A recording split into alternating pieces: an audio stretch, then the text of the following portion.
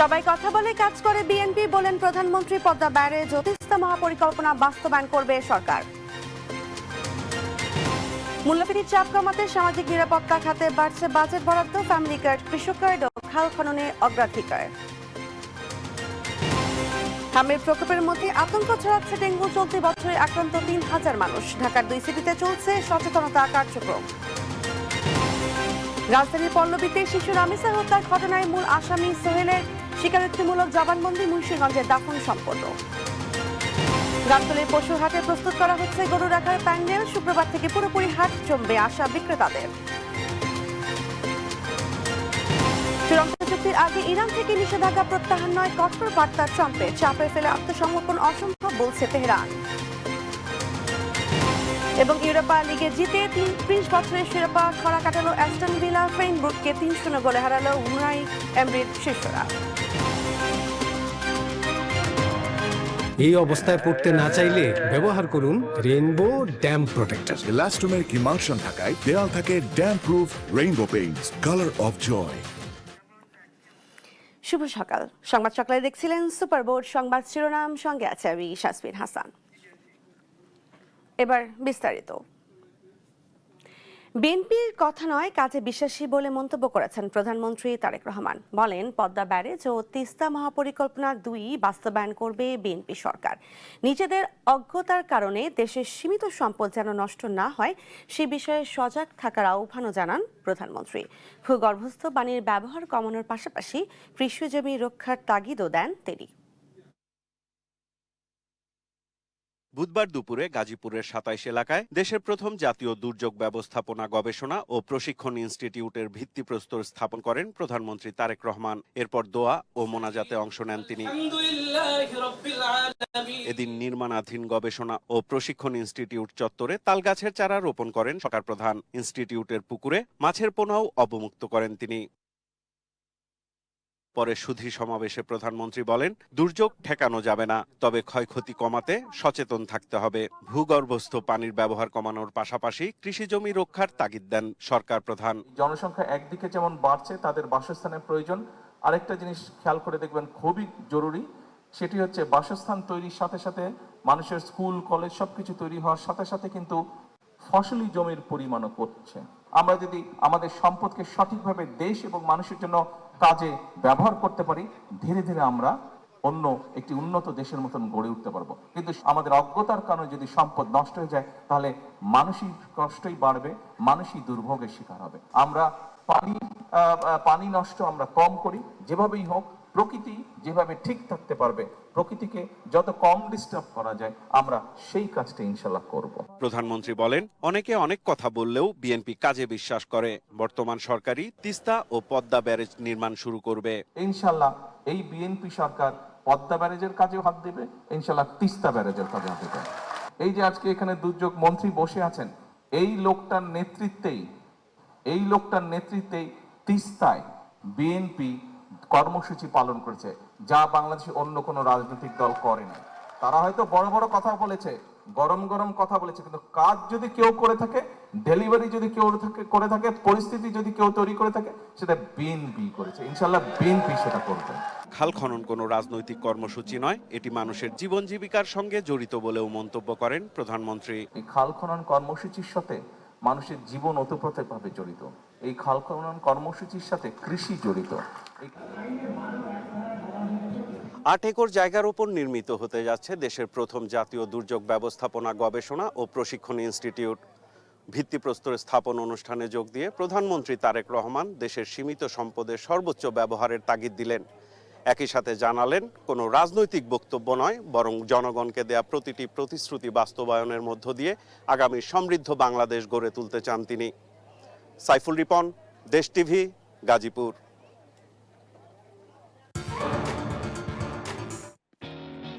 একটা ফ্রিডম দিন তো।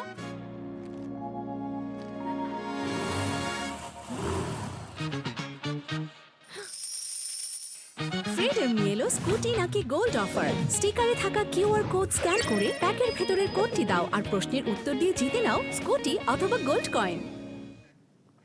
এবার 2026-2027 অর্থ বছরের বাজেট বিশ্লেষণ।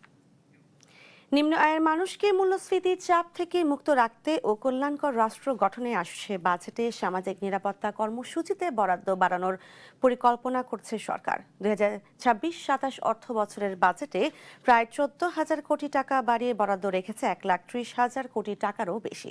বিশেষ অগ্রাধিকার থাকছে ফ্যামিলি কার্ড, কৃষক কার্ড এবং খাল খনন কর্মসূচির মতো ফ্ল্যাগশিপ প্রকল্পে। বিশেষজ্ঞরা বলছেন, শুধু বরাদ্দ কিংবা আওতা বাড়লেই হবে না, নিশ্চিত করতে হবে সঠিক উপকারভোগী। সাদিয়া লাবুনির প্রতিবেদন।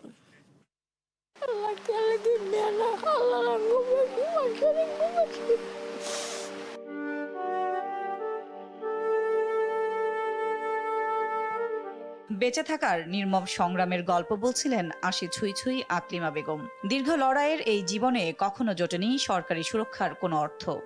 কইরা তো দিল না, বয়স্ক ভাতা করলো না, বিধবা কার্ড কইরা দিল না। শুধু আকলিমা বেগমই নন, এমন লাখো মানুষ যাদের জন্য প্রতি বছর বাজেটেই বরাদ্দ রাখা হয় লক্ষ কোটি টাকা। তাদের কয়জনের কাছেই বা পৌঁছে এই অর্থ? 5টা মাইয়া লইয়া অনেক কষ্ট করতেছে, একলা কামাই একলা খাই। কোনো সময় আমি বয়স্ক ভাতা পাইনি, কোনো সময় যে আমাকে স্বামী নাই, আমরা কোনো সাহায্য পাইনি সরকারের তো। কুত্তের বড়া থাকে হেন খাই হেন একটা সংসার। আসছে জুনেই প্রায় ১৯ বছর পর 2026-27 অর্থ বছরের বাজেট ঘোষণা করবে বিএনপি সরকার। যদিও নির্বাচনী ইশতেহারের অংশ হিসেবে এরই মধ্যে নিম্ন আয়ের মানুষকে স্বস্তি দিতে ফ্যামিলি আর কৃষক কার্ডের মতো কর্মসূচি বাস্তবায়ন করেছে সরকার। আসছে বাজেটেও সামাজিক সুরক্ষার আওতা এবং বরাদ্দ বাড়ানোর পরিকল্পনা প্রায় চূড়ান্ত। দেশকে পূর্ণাঙ্গ কল্যাণমূলক রাষ্ট্রে রূপান্তরের লক্ষ্যে আগামী বাজেটে সামাজিক নিরাপত্তা ও সুরক্ষা খাতে মোট বরাদ্দ 1,30,000 কোটি টাকার বেশি নেয়ার নীতিগত সিদ্ধান্ত নিয়েছে সরকার। ফ্যামিলি কার্ড, কৃষক কার্ড এবং ধর্মীয় ভাতার জন্য বার্ষিক উন্নয়ন কর্মসূচি থেকে 17,000 কোটি টাকা বরাদ্দের প্রস্তাব রাখা হয়েছে। এরই মধ্যে ফ্যামিলি কার্ড কর্মসূচির জন্য 14,500 কোটি, কৃষক কার্ডের জন্য 1,400 কোটি, মসজিদ সহ বিভিন্ন ধর্মীয় প্রতিষ্ঠানে দায়িত্ব পালনকারী ব্যক্তিদের সম্মানের জন্য 1,100 কোটি টাকা রাখা হয়েছে। আগামী অর্থ বছরে ফ্যামিলি কার্ডের উপকারভোগীর সংখ্যা 41 লাখ আর কৃষক কার্ড 42,50,000-এ উন্নীত করার লক্ষ্য নির্ধারণ করেছে সরকার। এছাড়া খাল খনন কর্মসূচি ও বৃক্ষরোপণ কর্মসূচিতে বিপুল পরিমাণ জনগোষ্ঠীকে অন্তর্ভুক্ত করারও পরিকল্পনা করা হয়েছে। সামাজিক সুরক্ষা খাতের আওতা ও বরাদ্দ বাড়ানো হলেও সঠিক উপকারভোগীর কাছে পৌঁছাতে না পারলে এর সুফল মিলবে না বলছেন বিশেষজ্ঞরা। তাই বাস্তবায়ন প্রক্রিয়ায় স্বচ্ছতার উপর জোর দিয়েছেন তারা। সুবিধাভোগী নির্বাচনের ক্ষেত্রে একটা সমস্যা থেকে যায়। আমরা 16 থেকে 20% অনিয়মের একটা বিষয় দেখেছি, যারা পাওয়ার কথা নয়। তো এদিকে নজর কিভাবে দেয়া হচ্ছে, এখানে ওই প্রাতিষ্ঠানিক পদক্ষেপগুলো, এখানে কিন্তু স্থানীয় সরকার নির্বাচনটা খুব দ্রুত হওয়া দরকার, কারণ এইসব সুবিধাভোগী নির্বাচনে তাদের একটা গুরুত্বপূর্ণ ভূমিকা থাকে। সামাজিক সুরক্ষা খাতের এই বিনিয়োগকে সামাজিক ব্যয় হিসেবে না দেখে দীর্ঘমেয়াদী কৌশলগত বিনিয়োগ হিসেবে দেখার তাগিদ বিশেষজ্ঞদের। দ্রব্যমূল্যের ঊর্ধ্বগতির এই সময়ে সামাজিক সুরক্ষা খাতে বাড়তি বরাদ্দ স্বস্তি দিতে পারে লাখো মানুষের জীবনে। তবে সেই সুবিধা কতটা কার্যকরভাবে তৃণমূল পর্যন্ত পৌঁছায় সেটি এখন দেখার বিষয়। সাদিয়া লাবনী, দেশ টিভি, ঢাকা। আরএফএল ওয়াটার পাম্পের রোটর এখন আরো উন্নত আর বিদ্যুৎ সাশ্রয় হয় 20% পর্যন্ত। হামাক্রান্ত রোগী ভর্তি ও সহায়তায় কোনো ঘাটতি হলে হাসপাতাল কর্তৃপক্ষের বিরুদ্ধে ব্যবস্থা নেওয়া হবে বলে জানিয়েছেন স্বাস্থ্য অধিদপ্তরের অতিরিক্ত মহাপরিচালক জাহিদ রায়হান। এদিকে 24 ঘন্টায় সারা দেশে হাম ও এর উপসর্গে আরও 6 জনের মৃত্যু হয়েছে। 66 দিনে মৃত্যুর সংখ্যা দাঁড়ালো 481। এদিকে ইউনিসেফ প্রতিনিধি জানিয়েছে, অন্তর্বর্তী সরকারের সময় স্বাস্থ্য মন্ত্রণালয়কে অন্তত 5টি চিঠি দিয়ে সম্ভাব্য টিকা সংকটের কথা জানানো হয়। দিন দিন ভয়ঙ্কর হয়ে উঠছে হামের প্রকোপ। হাম সংক্রমণের পর নিউমোনিয়ায় সবচেয়ে বেশি আক্রান্ত হচ্ছে শিশুরা। 24 ঘন্টায় মহাখালী ডিএনসিসি হাসপাতালে এক শিশুর মৃত্যু হয়েছে। এ সময়ে সারা দেশে মৃত্যু হয়েছে 6 জনের। এ পর্যন্ত সারা দেশে হাম ও উপসর্গ কেড়ে নিয়েছে 481 জনের প্রাণ। সবচেয়ে ঝুঁকিতে দিন পার করছে 1 বছরের কম বয়সী শিশুরা। হাসপাতালে মায়ের কোলে দোলের সঙ্গে যেন দোল কাচ্ছে সন্তানের জীবন মরণ। অসুস্থ যখন হয়েছিল ভর্তি ছিলেন তখন ওর অবস্থা অনেক খারাপ ছিল। এখানে আসার পরে ওর অক্সিজেন লাগায় তারপর স্যালাইন লাগানোর পরে এখন আগের থেকে একটু বেটার আছে। ওর জ্বর আজকে 17 দিন আর হাম ভাইরাসে আজকে 8 দিন। আমরা 2টা হাসপাতাল ঘুরে তারপরে এনে এসে ভর্তি হয়েছি। আগে ময়মনসিংহ সুরহায় চিকিৎসা করাইছি, ওই জায়গায় 1 সপ্তাহ ছিলাম। রিলিজ দেওয়ার পরে 3 থেকে 4 দিন ভালো ছিল। তারপর থেকে বাসায় যাওয়ার পরে দেখি এরকম বাচ্চার শরীরে র্যাশ বাড়িতেছে। এদিকে টিকার সংকট ও হামে শিশু মৃত্যু ঘটনা তদন্তে সরকারি উদ্যোগকে স্বাগত জানিয়েছেন ইউনিসেফের প্রতিনিধি রানা ফ্লাওয়ার্স। বলেন, ইউনিসেফ অন্তর্বর্তী সরকারের সময়ে স্বাস্থ্য মন্ত্রণালয়কে অন্তত 5টি চিঠি দিয়ে সম্ভাব্য টিকা সংকটের কথা জানিয়েছে। এদিন ডিএনসিসি হাসপাতালে হাম রোগীদের দেখতে এসে স্বাস্থ্য অধিদপ্তরের অতিরিক্ত মহাপরিচালক বলেন, হাম রোগীদের সর্বোচ্চ সেবা দেওয়ার প্রচেষ্টা রয়েছে সরকারের। বলেন, রোগীদের ভর্তি ও সহায়তার কোনো ঘাটতি হলে কাউকে ছাড় দেওয়া হবে না। আমাদের হেলথের টোটাল মেশিনারিজ কিন্তু মেজেলসের জন্য এখন কাজ করছে। আমরা যদি দেখি যে কেউ নির্দেশনা মানছে না, আমরা অবশ্যই শাস্তিমূলক ব্যবস্থায় যাব। এখানে আমাদের জিরো টলারেন্স। হাম মোকাবেলায় আসন্ন ঈদুল আজহায় শিশুদের নিরাপদ রাখতে সবাইকে সচেতন থাকার আহ্বানও জানান তিনি। এইচ হিমেল, দেশ টিভি, ঢাকা। হামের প্রকোপের মধ্যে নতুন করে আতঙ্ক ছড়াচ্ছে ডেঙ্গু। চলতি বছরে এখন পর্যন্ত দেশের বিভিন্ন হাসপাতালে প্রায় 3000 রোগী ভর্তি হয়েছেন, মারা গেছেন 5 জন। বর্ষা মৌসুম শুরুর আগেই ডেঙ্গু প্রতিরোধে নানা প্রস্তুতি নিয়েছে ঢাকার 2 সিটি কর্পোরেশন। এডিস মশার প্রজনন স্থল ধ্বংস করতে ঘরের চারপাশ পরিচ্ছন্ন রাখার পাশাপাশি ঘরের ভেতরে বা বারান্দায় যেন পানি জমে না থাকে সে বিষয়ে সবাইকে সচেতন করতে ক্যাম্পেইনও শুরু করেছে। ডেঙ্গু এখনো আতঙ্ক বাংলাদেশের মানুষের কাছে। গেল বছর এ রোগে দেশে মোট আক্রান্ত হয়েছিল 1,02,861 জন, প্রাণ হারায় 413 জন। চলতি বছরেও দেশের বিভিন্ন হাসপাতালে প্রায় 3000 রোগী ভর্তি হয়েছেন। 5 মাসে ডেঙ্গু আক্রান্ত হয়ে মারা গেছেন 5 জন। এডিস মশা সাধারণত ঘরের ভেতরে বা আশেপাশে পরিষ্কার পানিতে ডিম পারে। বাসা বা অফিসের ফুলের টব, অব্যবহৃত টায়ার, ডাবের খোসা, ড্রাম বা বালতিতে জমে থাকা স্বচ্ছ পানি, ছাদ বা বারান্দার জমে থাকা বৃষ্টির পানিতে ডেঙ্গু মশার বংশবিস্তার ঘটে। ডেঙ্গুর প্রকোপ থেকে বাঁচতে বর্ষার আগে প্রস্তুতি নিয়েছে সিটি কর্পোরেশনগুলো। আমাদের যারা স্টেক হোল্ডাররা আছে তাদেরকে যাতে ডেঙ্গু আক্রান্ত কম হয় এবং তারা যাতে নিরাপদে থাকতে পারে, এই ডেঙ্গু জনিত কারণে যাতে একটা প্রাণও না হারায়, সেই কারণে আমরা আগাম প্রস্তুতি নিয়েছি। সিটি কর্পোরেশনের প্রশাসকরা বলছেন, নগরবাসীকে সচেতন করতে পত্রিকায় বিজ্ঞাপন, ডিজিটাল বিলবোর্ড ব্যবহার সহ করা হচ্ছে মাইকিং। প্রতিটা 54টা ওয়ার্ডে আমরা 100টি স্পটে ঈদের পূর্ব মুহূর্ত পর্যন্ত আমরা এই ক্যাম্পেইনগুলো চালাবো। পাশাপাশি পত্রিকায় বিজ্ঞপ্তি তো আছেই, এবং এই যে আমাদের হাতে যে দেখছেন একটা লিফলেট, এরকম ডেঙ্গুর ব্যাপারে আমরা লিফলেট তৈরি করে প্রতিটি জায়গায় জায়গায় আমরা দিচ্ছি, যাতে করে মানুষ একটু সচেতন থাকে। ডেঙ্গু মোকাবিলা করতে সপ্তাহে অন্তত 2 বার নিজের বাড়ি ঘর পরিষ্কার রাখার পরামর্শ দিচ্ছেন বিশেষজ্ঞরা। এইচ হিমেল, দেশ টিভি, ঢাকা। রাজধানীর পল্লবীতে শিশু রামিসাকে ধর্ষণ ও গলা কেটে হত্যার ঘটনায় আদালতে স্বীকারোক্তিমূলক জবানবন্দি দিয়েছেন গ্রেপ্তার সোহেল রানা। বুধবার ঢাকার মেট্রোপলিটন ম্যাজিস্ট্রেট আদালত তার জবানবন্দি রেকর্ড করেন। পরে তাকে কারাগারে পাঠানোর নির্দেশ দেন আদালত। পুলিশ জানিয়েছে, সোহেল রানা স্বেচ্ছায় জবানবন্দি দিতে সম্মত হওয়ায় আদালতে তার রেকর্ডের আবেদন করা হয়। পরে সোহেল রানাকে ঢাকা মেট্রোপলিটন ম্যাজিস্ট্রেট আমিনুল ইসলাম জুনাইদের আদালতে হাজির করা হয়।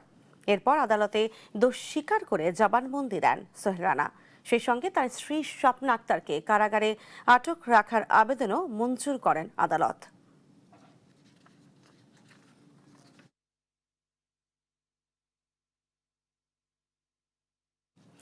এদিকে মুন্সিগঞ্জে গ্রামের বাড়িতে শিশু রামিসার দাফন সম্পন্ন হয়েছে। বুধবার রাত 9:30টার দিকে জানাজা শেষে মুন্সিগঞ্জের সিরাজদি খানের শিয়ালদি গ্রামের মোল্লাবাড়ির পারিবারিক কবরস্থানে তার দাদা দাদির কবরের পাশে তাকে সমাহিত করা হয়।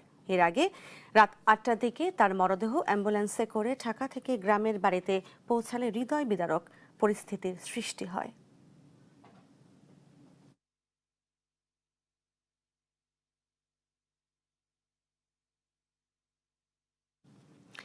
ঝিনাইদহে মালবাহী ট্রেন লাইনচ্যুত হওয়ার 5 ঘন্টা পর স্বাভাবিক হলো খুলনার সঙ্গে উত্তরবঙ্গে ট্রেন চলাচল। বৃহস্পতিবার সকাল 8টায় ট্রেন চলাচল স্বাভাবিক হয়েছে বলে জানিয়েছে স্টেশন মাস্টার গোলাম রসুল নয়ন। এর আগে খুলনা থেকে ছেড়ে আসা ঈশ্বরদীগ্রামী একটি মালবাহী ট্রেনের একটি বগি ঝিনাইদহের কোটচাঁদপুর সাফতারপুর রেল স্টেশনের কাছে রাত 3টার দিকে লাইনচ্যুত হয়। এতে বন্ধ হয়ে যায় খুলনার সঙ্গে রাজশাহী সহ উত্তরবঙ্গের রেল চলাচল। পরে সকাল 7টায় খুলনা থেকে একটি উদ্ধারকারী ট্রেন ঘটনাস্থলে পৌঁছে ওয়াগনটি উদ্ধার করে।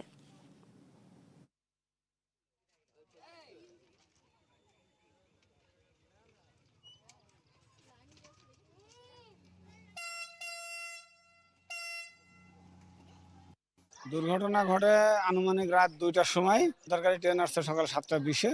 আর লাইন এর আগে লাইনে যে ত্রুটি ছিল তার আগেই ইঞ্জিনিয়ারিং ডিপার্টমেন্ট লাইনের ত্রুটির কাজ সেরে ট্রেন চলাচল স্বাভাবিক হয়েছে 7:30 সকাল 7:30। এবার সাফলান কুরবানি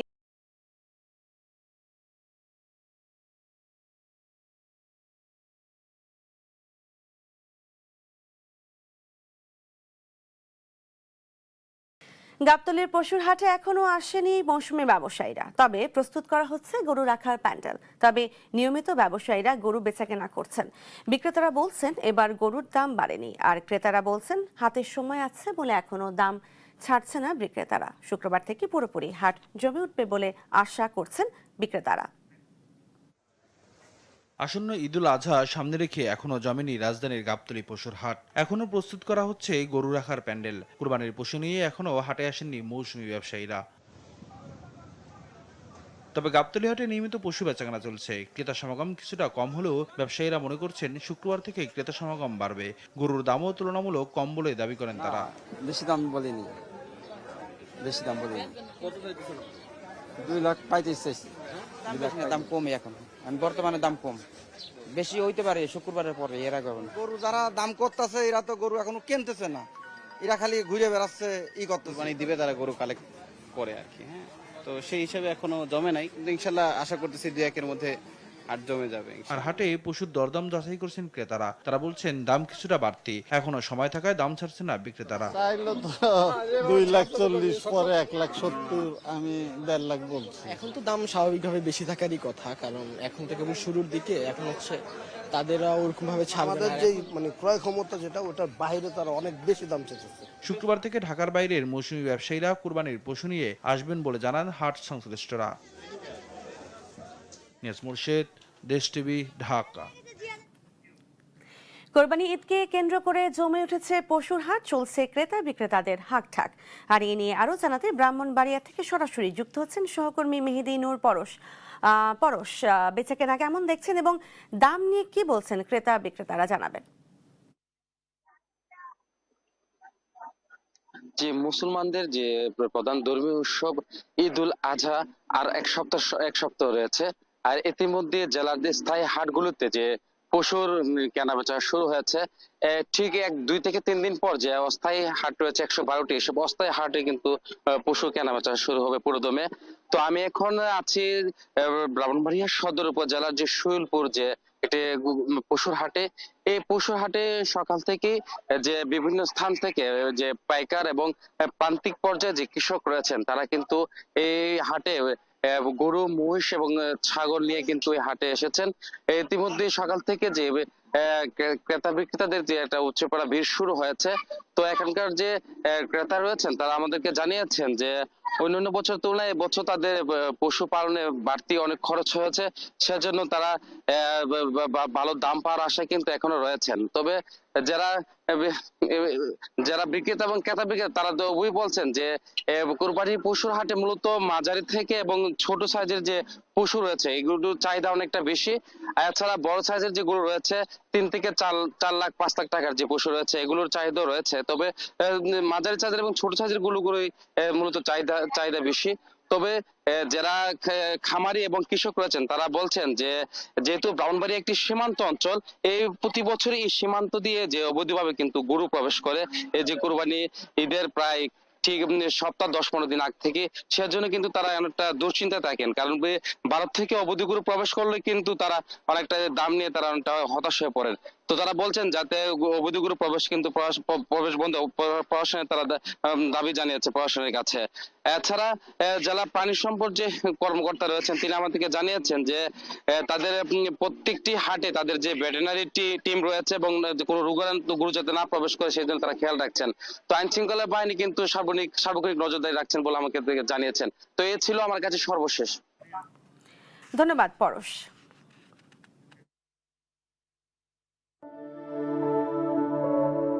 জীবনে প্রতিদিন প্রতি মুহূর্তে জীবাণুমুক্ত থাকার কন্ট্রোল হাতে রাখি বলেই আমরা নিশ্চিন্ত। স্যাভলন, জীবাণুমুক্ত প্রতিদিন। দেখছেন সংবাদ সকাল। স্কিন কোটেড ইনসুলেশন আগুন প্রতিরোধী, তাই ড্রিম হাউস স্কুল প্রজেক্ট হোক বা লাইফ প্রজেক্ট, সব রাখে সর্বাধিক নিরাপত্তায় সব সময়। বিজলি কেবলস, নিরাপদ আজীবন।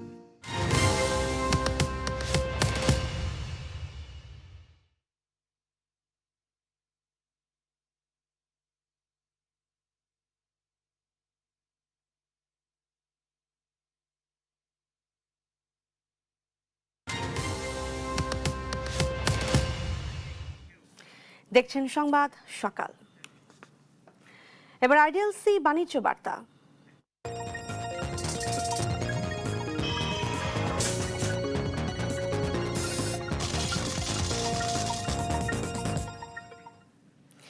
দেশের বাজারে আরো কমেছে স্বর্ণের দাম। এবার সবচেয়ে ভালো মানের অর্থাৎ 22 ক্যারেটের প্রতি ভরি স্বর্ণের দাম 2158 টাকা কমিয়ে নতুন দাম নির্ধারণ করেছে বাংলাদেশ জুয়েলার্স সমিতি বাজুস। ফলে প্রতি ভরি 22 ক্যারেট স্বর্ণের দাম দাঁড়িয়েছে 2,35,963 টাকা। স্থানীয় বাজারে তেজাবি স্বর্ণের দাম কমার পরিপ্রেক্ষিতে এ দাম কমানো হয় বলে জানিয়েছে বাজুস। নতুন দাম বুধবার সকাল 10টা থেকে কার্যকর হয়েছে। নতুন দামে 21 ক্যারেটের এক ভরি স্বর্ণ 2,099 টাকা কমিয়ে 2,25,332 টাকা নির্ধারণ করা হয়েছে। এছাড়া 18 ক্যারেটের এক ভরি 1,808 টাকা কমিয়ে নতুন দাম 1,93,039 টাকা নির্ধারণ করা হয়েছে। আর সনাতন পদ্ধতি প্রতি ভরি 1,458 টাকা কমিয়ে দাম নির্ধারণ করা হয়েছে 1,57,231 টাকা।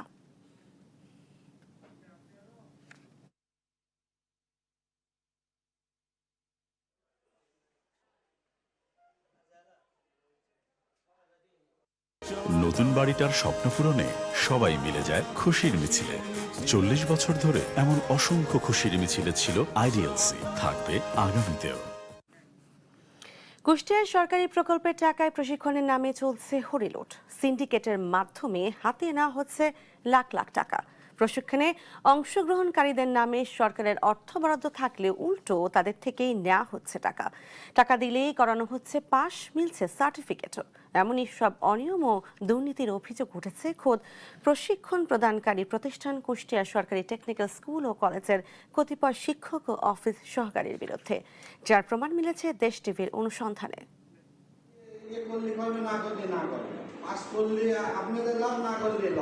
এটি কুষ্টিয়া সরকারি টেকনিক্যাল স্কুল ও কলেজের শিক্ষক তুষার হোসেন ও অফিস সহকারী নাইম ইসলামের শিক্ষার্থীদের কাছ থেকে অনৈতিক সুবিধা আদায়ের দৃশ্য। ফেল করানোর ভয় দেখিয়ে এভাবেই পরীক্ষায় অংশ নেওয়া শিক্ষার্থীদের কাছ থেকে নেওয়া হচ্ছে জনপ্রতি 3,050 টাকা। সরকার সিসিএফ প্রকল্পের আওতায় বেকার ছেলে মেয়েদের দক্ষভাবে গড়ে তুলতে ড্রাইভিং ও বেসিক প্রশিক্ষণ বাবদ লাখ লাখ টাকা খরচ করলেও তা কোনো কাজেই আসছে না। টাকা দিলেই করানো হচ্ছে পাস, মিলছে সার্টিফিকেটও। ড্রাইভিং আমাদের পাস করার জন্য 3,050 টাকা করে দেওয়া লাগে। টাকা দিলেই ভালো স্টুডেন্ট খারাপ স্টুডেন্ট যে কেউ পাস করে। এখানে উনি আলাদাভাবে ডেকে বলছে যে তোমাদের টাকা দিতে হবে, টাকা না দিলে তোমরা ফেল করবা, এই জন্য টাকা দেওয়া লাগছে। ডপ টেস্ট আছে, তারপরে লাইসেন্সের টাকা আছে, লার্নারের টাকা আছে, এটাও সরকার আমাদেরকে দিবে। কিন্তু তাদের কথা যে এই টাকাগুলো যদি তোমাদের নিতে হবে, তাহলে তোমরা যদি নিতে চাও তাহলে তোমাদের 3,050 টাকা করে দিতে হবে। সাইনবোর্ডে বিনামূল্যে কারিগরি প্রশিক্ষণের কথা লেখা থাকলেও এ প্রতিষ্ঠানে টাকা ছাড়া হয় না কোনো কাজ। আর এ অনিয়মের সঙ্গে সরাসরি জড়িত প্রতিষ্ঠানটির শিক্ষক তুষার হোসেন, অফিস সহকারী নাইম ইসলাম সহ কতিপয় শিক্ষক। অভিযোগ শিক্ষার্থীদের। তুষার স্যার এবং নাইম স্যার যে আমাদেরকে বলছে যে টাকা যদি না দাও তাহলে আমরা তোমাদেরকে পাসও করাবো না, এরকম সরকার থেকে যে বাজেট আসে এই বাজেটও আমরা তোমাদেরকে দেবো না। টাকার কথা বলেছিল রিয়াদ স্যার, ঠিক আছে, রিয়াদ স্যার বলেছিল, রিয়াদ স্যার টাকা নেয়নি, টাকা দিচ্ছি হচ্ছে নাইমের কাছে দিচ্ছে। দেশ টিভির অনুসন্ধানে এসব দুর্নীতি ও অনিয়মের প্রমাণ মিললেও বিষয়টি অস্বীকার করছেন অভিযুক্তরা। কই না তো, আমরা তো এরকম কোনো কিছু তো বলতে পারি না। আমাদের সরকারি প্রতিষ্ঠান, কেন টাকা নিব আমরা? এটা সম্পূর্ণ মিথ্যা কথা। আমাদের এখানে কোর্সটা সম্পূর্ণ ফ্রি। তবে এমন অনিয়মের সঙ্গে জড়িতদের বিরুদ্ধে তদন্ত সাপেক্ষে কঠোর ব্যবস্থা নেওয়ার আশ্বাস দিয়েছেন প্রতিষ্ঠানটির অধ্যক্ষ। কঠোর পদক্ষেপ নেব যদি এটা বাস্তব সত্য হয়, তাহলে এর তো কোনো নাই, অবশ্যই নেব।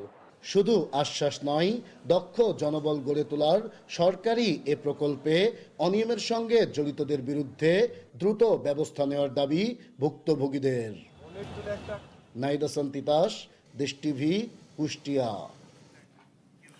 রাজশাহী বিশ্ববিদ্যালয়ে গত 1.5 বছরে কোনো নিয়মই মানা হয়নি। পদোন্নতি, নিয়োগ, আর্থিক লেনদেন সবকিছুতেই নেওয়া হয়েছে অনিয়মের আশ্রয়। বিশেষ অধ্যাদেশের সুযোগ নিয়ে এমন স্বেচ্ছাচারিতা চালিয়েছে বিশ্ববিদ্যালয় প্রশাসন, যা উঠে এসেছে শিক্ষা অধিদপ্তরের অডিট প্রতিবেদনে। নিয়মের যেন কোনো বালাই নেই রাজশাহী বিশ্ববিদ্যালয়ে। একের পর এক বিধি লঙ্ঘনে যেন অনিয়মের আখড়ায় পরিণত হয়েছে এ বিশ্ববিদ্যালয়টি। অতিরিক্ত পদোন্নতি, অনিয়ম করে চাকরিতে বহাল, আর্থিক অনিয়ম, পদ না থাকলেও নিয়োগ, এমন অনিয়ম, দুর্নীতি আর স্বেচ্ছাচারিতার অভিযোগ উঠে এসেছে শিক্ষা অধিদপ্তরের অডিট প্রতিবেদনে। শিক্ষক কর্মকর্তারা বলছেন, সাবেক উপাচার্য সালেহ হাসান নকিবের মেয়াদকাল ছিল অনিয়মে ভরা।